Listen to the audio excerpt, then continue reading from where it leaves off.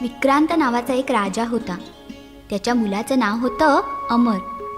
अमरला शिकारीचा खूप नाद होता. एकदा काय झालं, अमर एकटाच घोड्यावर स्वार होऊन जंगलाच्या दिशेनं निघाला. रानात एका हरणांच्या कळपाच्या मागे तो जात होता. जाता जाता अमर अगदी दमून गेला. दुपार टळून गेली होती तरी त्याला शिकार काही मिळाली नाही. त्याला खूप तहान लागली. आता तो पाण्याचा शोध घेत घेत हिंडायला लागला. तेवढ्यात त्याला एक तळं दिसलं. तळ्याचं पाणी थंडगार तर होतंच, शिवाय स्वच्छही होतं. अमरनं पहिल्यांदा आपल्या घोड्याला पाणी पाजलं आणि मग त्याला एका झाडाला बांधून ठेवलं. पोटभर पाणी प्यायला. जवळ काय न्याहारी होती ती खाल्ली आणि तो झाडाला टेकून बसला.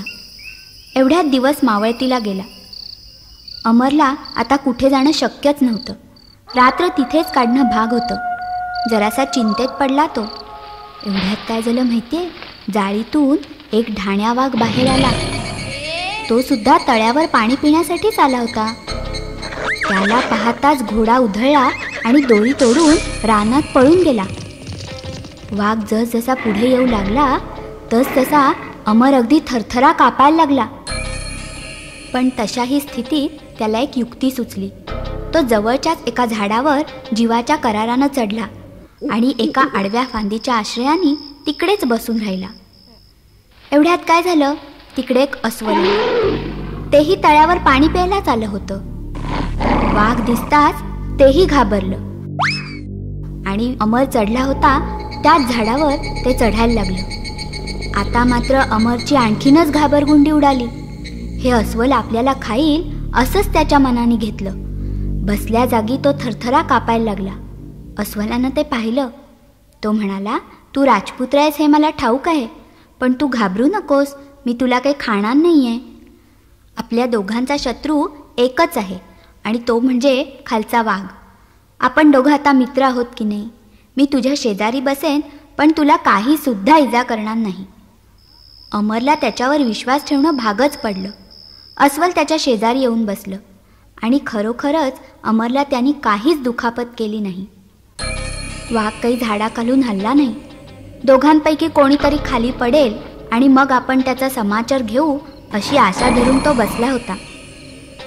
रात्र वाढू लागली तशी राजकुमाराला फारच झोप यायला लागली. एकतर तो दिवसभराचा उपाशी होता आणि शिवाय खूप दमला होता. अस्वल त्याला म्हणालं, राजकुमारा, तुला फारच झोप आलेली दिसते. तू थोडा वेळ झोप काढ, मी तुला खाणार नाही, विश्वास ठेव माझ्यावर. राजकुमार आता चांगलाच घोरायला लागला. खाली वाघानं त्याचं घोरणं ऐकलं. तो अस्वलाला म्हणाला, अस्वला, तू काय आणि मी काय, मनुष्य भक्षक प्राणी. तू खाली आलास की मी तुझ्यावर निश्चित झडप घालणार.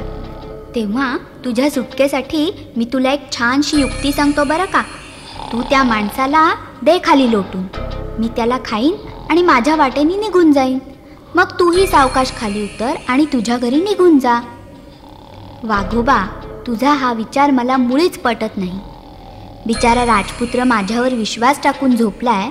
मी त्याला अभय दिलंय आणि त्याचा विश्वासघात मी मुळीच करणार नाही. तुला माहीत नाही, विश्वासघातासारखं दुसरं महापाप नाही. त्यामुळे मला नरकात पडावं लागेल. ह्यावर वाघ काय बोलणार, तो गप्प बसला. थोडा वेळ झोप काढून राजकुमार जागा झाला. तो अस्वलाला म्हणाला, अस्वला, आता तू थोडा वेळ झोप काढ. अस्वल म्हणाला, ठीक आहे. अस्वल झोपल्यावर वाघ राजपुत्राला म्हणाला, अरे राजपुत्रा, तुझ्यासारखा मूर्ख या पृथ्वीवर दुसरा कोणी नसेल. तू अस्वलावर विश्वास ठेवलास.